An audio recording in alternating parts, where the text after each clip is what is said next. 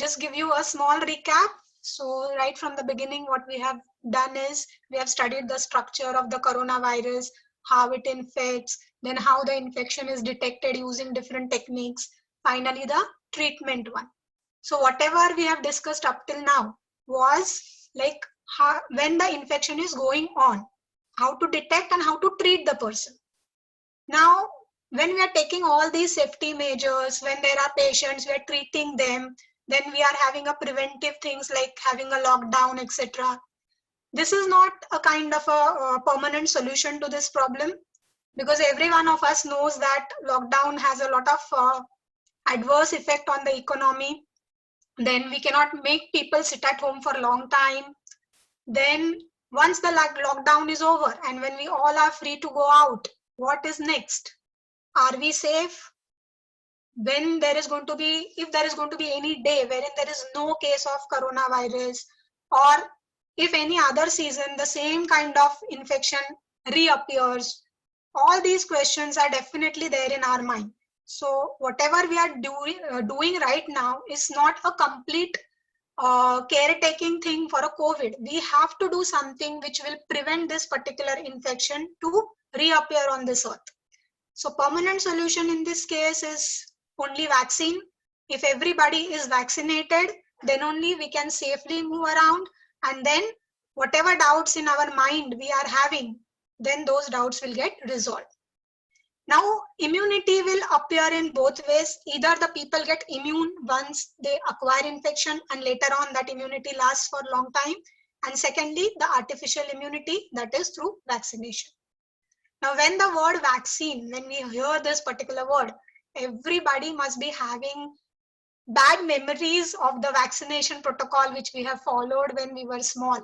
Like there is no person on this, at least on this forum, that who has not got vaccinated earlier. Now, can anybody tell me which common vaccines you have received as a child?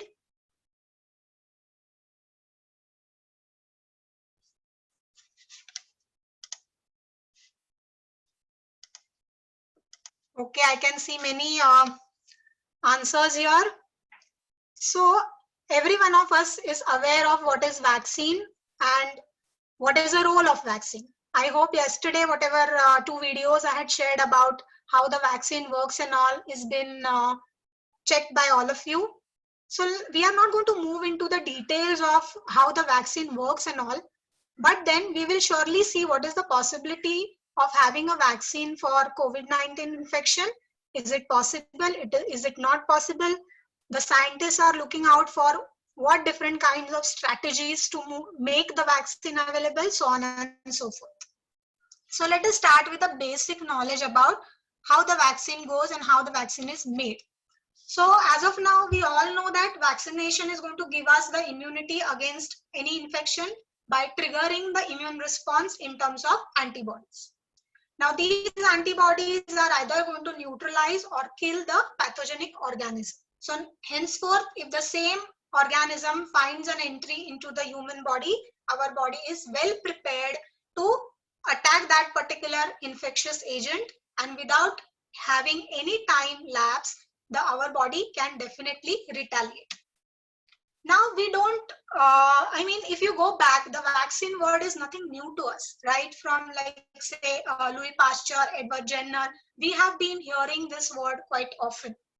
Now in those days, or when you say that it's a traditional way of making vaccine, there were only two strategies of making vaccine. One of which is inactivated vaccine. As the slide says, the inactivated vaccines are produced by killing the pathogen with the agent. So here what is the principle is, we are going to kill the organism or a pathogenic agent, and then we are going to inject it into the human body so that the human body knows that these are the foreign antigens and the body has to react against those antigens in terms of antibody production. So killing the organism can be done using different chemicals, by heat treatment or radiation. Now one thing here we have to keep in mind that when we are killing the organism, we have to only kill the organism, but we are not going to destroy the antigenic determinants present on that organism. Because these determinants are the ones who are going to trigger the immune response. And majority of these determinants are proteins in nature.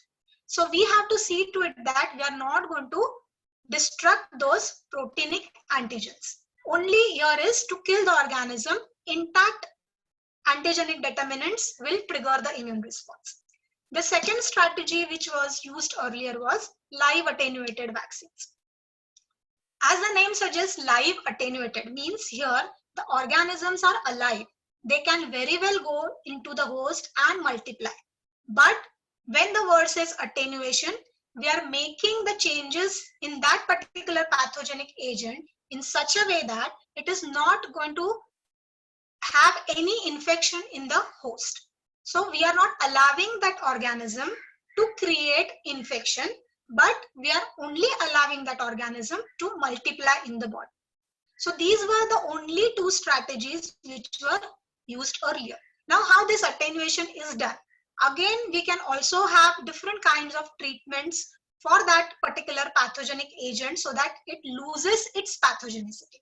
So passaging, that is, you are culturing that organism into non very much familiar media or too many passages, etc. So there are various strategies which you can use so that your organism is alive, but it is unable to create any infection into the host.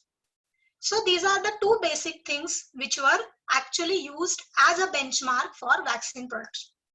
Now from this, you all must have understood is any vaccine, if we have to make, first of all, we must know that which is the causative agent for that particular infection. Secondly, if we are going to go for either of these two strategies, we should be able to grow that organism in laboratory, correct? Because unless and until we know what is the causative agent, we don't know what to grow. And even if we know the causative agent, we should be able to grow it. If we are able to grow that, then only either we can kill it, or we can change its pathogenicity, or we can make it non-pathogenic.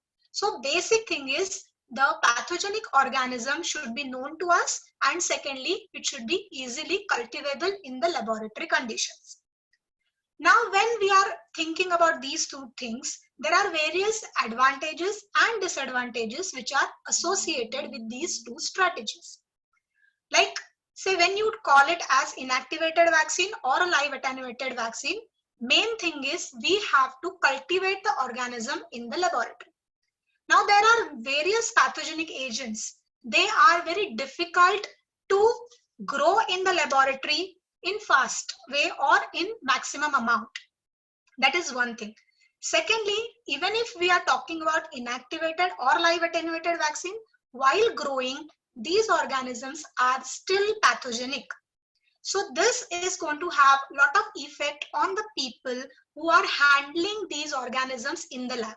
So obviously, these people are at risk, whether it is inactivated or live attenuated. That is the later part.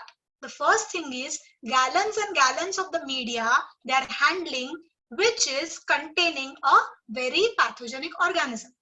It's a simple thing. Now also you people must have read in the newspapers or you see the news, etc. Nowadays, mainly people who are acquiring COVID infections are the ones who are coming in contact with the patients. Say, for example, doctors, nurses, ward boys, those who are, or maybe the relatives who are coming in contact, or the people who are coming in contact with the dead body. That means what? These pathogenic organisms, if they are in higher concentration anywhere, in any form, they can be dangerous. So for making inactivated vaccine or a live attenuated vaccine, this is the major disadvantage, that we are growing these organisms in a bulk amount. So definitely the person who is handling this particular thing is at risk. This is one thing. Secondly, as I said, all the organisms cannot be cultivated in the laboratory. In some cases, the cost of growing a particular organism or a pathogen can also be very high. So if the cost is very high, obviously the manufacturing cost of that particular vaccine will also be very high. So it cannot be afforded by many individuals. So there are different kinds of advantages and disadvantages. Now talking about the advantages, when we are talking about the inactivated vaccine, obviously the antigens are presented to the cells so that they know that this is the antigen and they have to produce antibodies. So we acquire lifelong immunity. When we talk about inactivated viruses, one disadvantage is the pathogenic agent is not living. So it is not going to multiply in the host. So if it is not going to multiply in the host, many a times it can be thrown out of the system. So the immunity may not last long, and that is why, if you must have heard of booster doses anytime, the booster doses are to be given. What is a booster? Say if one vaccination procedure is over, after maybe 6 years or 10 years or whatever, in intermittent intervals, we have to vaccinate the person again. That is giving the booster doses. The same thing doesn't hold true for live attenuated vaccines, because here the pathogenic agent is live, it is multiplying in the body, so the immunity can also be a long lasting immunity, and here the booster doses are not required. So up till now, these two traditional types of vaccines were very much used, and they are still used. Many of the viral vaccines, if you see, they are either inactivated vaccines or they are live attenuated vaccines. You people must have already seen Amitabh Bachchan doing the advertisement of polio vaccine. Yes, you can thumbs up and say you have heard. So it's a vaccine. It can come in both ways, inactivated as well as live attenuated. So we are all familiar of these kinds of vaccines. Now moving on to advantages and disadvantages and so on and so forth. Now when we are having so many disadvantages associated with these two types of vaccines, we must find out something else so that we can overcome these disadvantages. So what can be done? Now we all are, as a biotech student, studying a lot of recombinant DNA technology. So now we have a technology with our hands. Earlier, that kind of knowledge about DNA, RNA, editing the DNA, editing the RNA, and so on and so forth was not so much available. But with the recombinant DNA technology, there are a lot of tools which are available for doing all these things.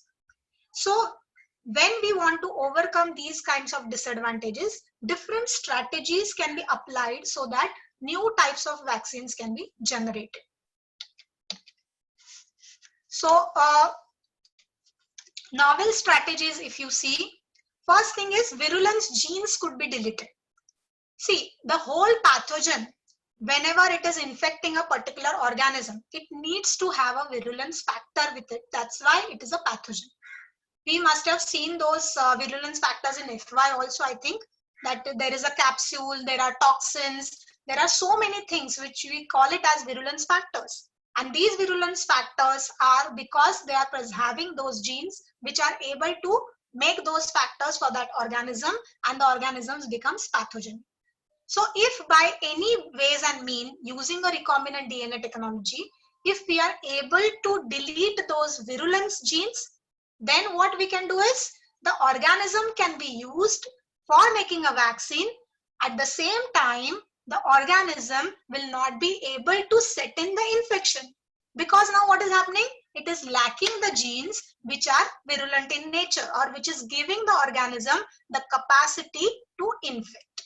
Okay. So this is the first strategy, that we have to remove the genes which are making the organism pathogenic or virulent. Secondly, live non-pathogenic carrier systems. So here what we are going to do is old wine in new bottle.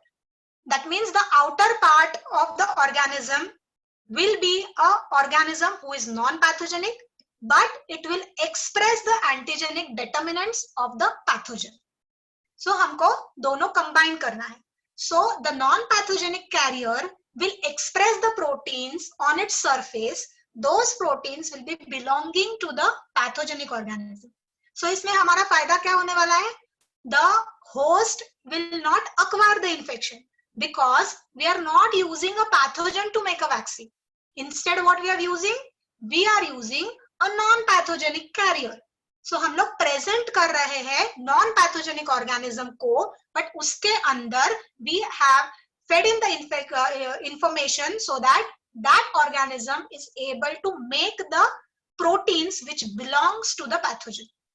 So here also that kind of disadvantage we are overcoming, that we are nothing to do with the pathogen as such. So people who are handling and all that will be safer. Now third will be the infectious agent that cannot be maintained in the culture. As I said, that is the biggest disadvantage, that all the organisms cannot be grown in the laboratory in bulk amount.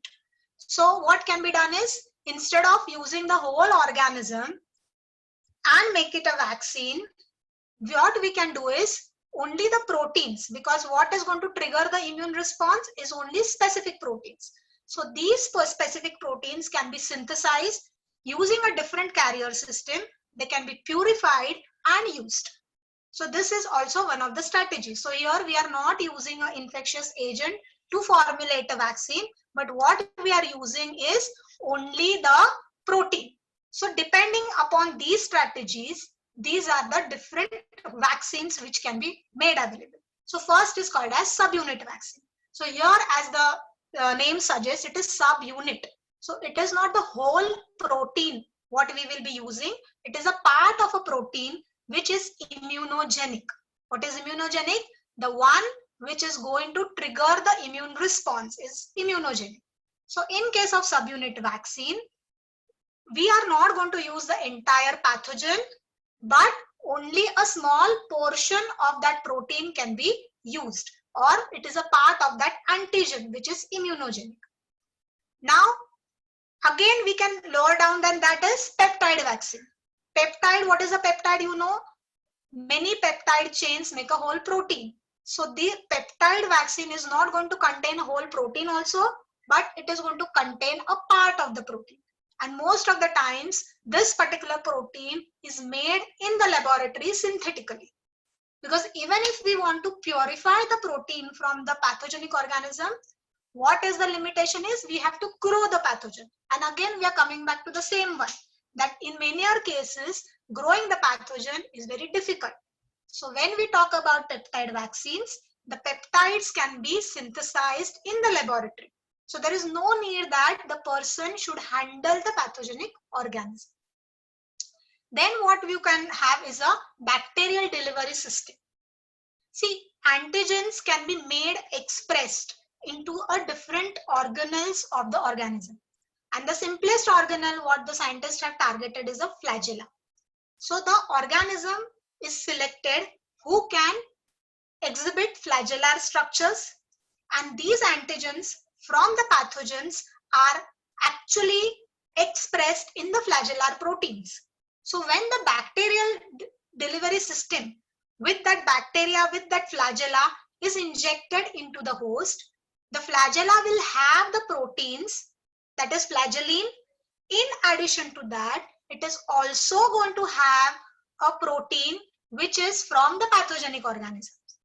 So in here what we are achieving, we are using a bacteria which is a non-pathogenic one, but it is exhibiting a flagella. But in flagella also, in addition to the flagellar proteins, we are making the organism express the proteins from the pathogenic organism. So again here we are making the body realize that something foreign has come, so that the body will react in a specific way. Then next is called as virus-like particle. So this is also like multi-protein structures, but they do not contain any nucleic acid. That can be synthesized in the laboratory and they can be injected into the human host, so that they can be called as virus-like particles. They are not actual viruses, but they are created in the laboratory with the help of different proteins, so that the pathogenic organism's protein is present somewhere there in that structure. So when these virus-like particles or VLPs, when they go inside the host, they trigger a lot of immune response. So traditionally, we had only two things which we could make the vaccine from, that is live attenuated and the killed vaccines. But with the recombinant technology, we can have subunit vaccines, We can have peptide vaccines, we can have a bacterial delivery system, or we can have a virus-like particles. Now, when we are talking about these things, everything is going to take its own time, right from growing of the bacterium, maybe to purification of the protein and the formulation of the vaccine. Now here the main thing is, whenever a vaccine is made, it is not that you are putting only the organism or only the protein or only the peptide and it is injected into the organism. It's not like that. You have to formulate a vaccine. That means apart from the antigenic determinants, whether it is in terms of any of these, there are some certain additions to be made so that you can call it as a vaccine formulation. So you have many other things. So whenever these vaccines are ready, they cannot be immediately available to the individuals because the excipients, other than the antigenic determinants, there are so many other things. We have to check the effect of each and every ingredient in that vaccine on human beings. That is in terms of clinical trials. So right from growth of the organism, maybe the purification of the protein, or to make different particles, synthetic particles, so on and so forth. Whenever any formulation is ready, it has to undergo so many rules and regulations and the clinical trials before it is available in the market for public. Main thing is here, it is an injectable material. So we cannot forget at the end of the day, we are dealing with human life. So the smallest mistake from any person or a company can lead to death of several people. There are chances that if the live attenuated vaccines are given, there are chances that the virus or any other material there can revert back. That means it can come to its original form. So the people who are receiving that vaccine can have infection if these things do not go as per our expectations. So there are so many things associated, and that is why it takes a while for a vaccine to come into the market. Now then, if you people will ask me the question, अभी paper में बहुत पढ़ रहे हैं कि 2020 में vaccine आएगा, 2021 में वैक्सीन आएगा, तो वो कहाँ से आएगा? If I'm saying that इतना सारा बड़ा प्रोसीजर है and then it takes lot of time, इतना रेगुलेशन है, तो ये सब लोग ऐसे क्लेम क्यों कर रहे हैं कि वैक्सीन अवेलेबल हो जाएगा? So the answer there are certain rapid platforms. Now these rapid platforms deal with a different strategy of vaccine preparation. Two things here are DNA vaccination and RNA vaccine. So again here, we are not going to inject any individual with any pathogenic agent, nor we are injecting any protein, nor we are having any synthetic peptide or maybe a laboratory made virus like structure, nothing. Here what is done is a DNA or a RNA is injected into the individual, and then here what is basic thing is we are sending the message for our own immune system to start producing the proteins. So in case of DNA vaccination, the small DNA which is going to encode for the protein which is going to belong to the pathogenic organism is coated onto the gold nanoparticles. So you have a DNA which is coated onto the gold nanoparticle and it is injected in the individual. So when it is inside the body, DNA to mRNA, mRNA to protein, that sequence or the cascade will be followed, and our system will make the antigenic determinant in our own system so that antibodies can be ready for fighting when the next kind of attack will happen. Same thing is in case of RNA, but here instead of DNA, mRNA is injected. So you can have a vector which is going to help inserting that DNA or RNA inside the body, and then these DNA or RNA vaccines can be used for giving immunity. So they are basically rapid platforms for creating the vaccines. Now another question is, why it is rapid platform and why it is so easy to develop these vaccines? One thing is, it is like after the virus was identified to be a causative agent of COVID, the entire nucleic acid sequence of this virus was made available to public domain. So whenever the scientists are having this kind of information ready, it is very easy.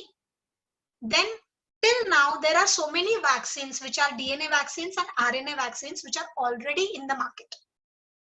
So yahan, what is the role of scientists is only to change the cassette. What do you mean by to change the cassette? आगे पीछे का तो same है, बीच का जो है that only you have to change. What is that बीच का? So whatever DNA sequence which is encoding a protein which is a pathogenic one or it is going to elicit the immune response, that sequence have to be added.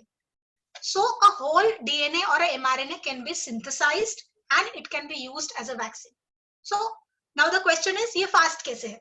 क्योंकि sequence हमको पता है which are the genes which are actually going to code for an antigenic protein, that also we know. जो हम लोग vehicle design करेंगे, जो vector design करेंगे, वो already tested है क्योंकि on this basis we have already used this kind of a platform for making the vaccine for some other virus. So ये वेक्टर का ह्यूमन होस्ट पे क्या असर हो सकता है, ये वैक्सीन के फॉर्मुलेशन जब बनाते हैं तो बाकी के जो इंग्रेडिएंट है उसका ह्यूमन होस्ट पे क्या असर होता है, whether it is toxic, it is not toxic, it is safe, ये सब इंफॉर्मेशन हमको ऑलरेडी पता है. तो बहुत सारे रूल्स एंड रेगुलेशंस या जो भी टेस्ट ये वैक्सीन को पास करने हैं वो सारे बच जाते हैं क्योंकि इसमें हमने क्या किया है, खाली एक छोटा सीक्वेंस चेंज किया है, बाकी सारा स्ट्रक्चर हमने वो ही रखा है और वो स्ट्रक्चर ह्यूमन होस्ट में जाने के लिए सेफ है, ये हमको ऑलरेडी पता है. इसीलिए so many trials और so many other regulations can be waived off for such vaccines. और इसीलिए इनको रैपिड प्लेटफॉर्म बोलते हैं क्योंकि ये फास्ट डेवलप होते हैं. नाउ अगर इतना कुछ है तो सब कुछ अच्छा ही है क्या डीएनए वैक्सीनेशन और आरएनए वैक्सीनेशन के लिए? So किसी भी चीज के साथ ऐसा नहीं होता है. Whenever there are advantages, there are obviously going to be disadvantages. The biggest disadvantage of this is if our antigen is protein, then this DNA vaccination and RNA vaccination will work. But in some cases, say in case of Klebsiella pneumoniae, capsule is the one which is actually immunogenic. और capsule क्या है? Polysaccharide है. So using the DNA and RNA, we will not be able to make the polysaccharide. So in this case, this kind of a rapid platform cannot be made available if the antigenic determinants are not protein ones. Secondly, there are risks because we are injecting DNA or RNA. So what is a thing is we don't know when we are injecting a DNA or RNA, it will do only its work and it will make only the protein of our interest. There are chances in some cases that they might interfere with the genes which are controlling the cell growth. ऐसे बहुत सारे papers है जिसमें ऐसा propose किया है कि ये हो सकता है. Then कभी कभी क्या होता है, when you have a live virus and it is making its own proteins, सबको पता है there is something called as post transcriptional modification and post translational modification. ये दोनों जो चीजें हैं आरएनए बनने के बाद जो उसमें मॉडिफिकेशंस होते हैं those are post transcriptional और प्रोटीन बनने के बाद जो होते हैं those are post translational. So these modifications are very much specific to certain specific cells. अभी ऐसा हो सकता है कि ये डीएनए और आरएनए जब भी हमारे बॉडी में जाए और ये अगर कोई प्रोटीन बनाना चाहे और बनाए तो that protein may not be folded in such a way that actually that original virus folds it. So in that case immunogenicity तो होगा but उस लेवल का immune response शायद नहीं बनेगा. So these are 2 to 3 different things which are also associated with these DNA and RNA vaccines. But then still they are considered as a good candidates for rapid platform and vaccine development. अभी कैसे inject करना है सबको याद आया होगा, कितने रोए थे जब भी बच्चे थे, इंजेक्शन देना है, शायद वो डॉक्टर के गली में घुसते ही सारे रो पड़े थे. But now we all know that It is for our own good. So vaccines can be given intramuscular, subcutaneous, intradermal, and oral also. Everybody knows that oral polio vaccine. Then there are more other routes also, like intranasal. I mean, nasal sprays are also available. So depending upon the type of vaccine and what we are actually directing to, there are different routes of administrations which are available. अभी इतना सब समझा कि हमने ऐसा बनाना है वैसा बनाना है. नाउ कोविड के लिए कैसे बनाने का vaccine. Now first lecture we have already studied what is the structure of the virus and how is it going to infect. So here the scientists have finalized on that S protein. What is the S protein?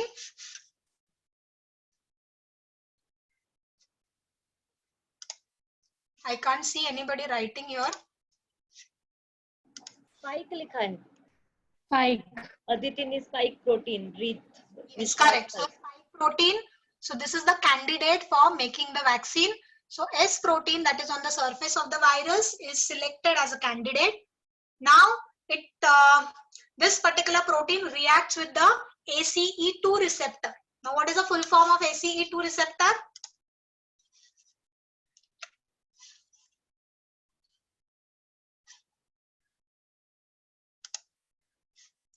I cannot see anybody writing.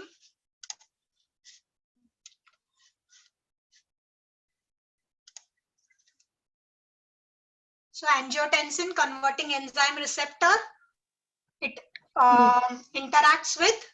So this particular spike protein is selected as a target for the antibodies production. That is how the COVID-19 vaccine would be emerged. So this particular protein can be used for making the vaccine. Now here there are some of the companies currently who are going to develop the vaccine. So you can see here different phases or the stages at which the vaccine strategies, like phase 1 hai, koi preclinical mein hai, etc. And the strategy also is mentioned here. Some of them are seeing RNA vaccine, some of them are having DNA vaccine, some of them are having chimera of the RNA virus, so on and so forth.